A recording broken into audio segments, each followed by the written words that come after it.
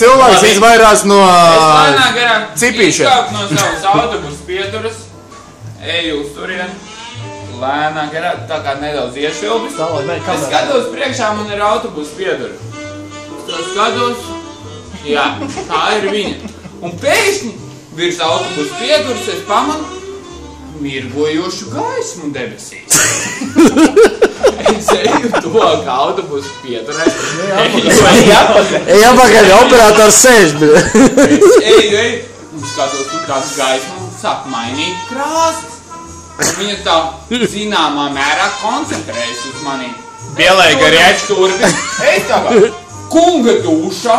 Ej, man visas gaismas pohuj. Eju. Ej apakaļ. Tad es pēkšņi redzu. Gaisma tā kā sakoncentrējas uz mani. Un sākās tāds stars, bļa. Šauj man virsū. Stars, bļa. Un es griežas somu šitā uz savu priekšā.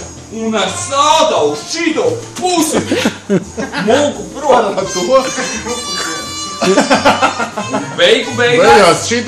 Rekur, te man ir šitāds apaļš caurums. Pagaid, kur tev ir apaļš caurums? Nu, reku, man ir vēl viens, bet tā.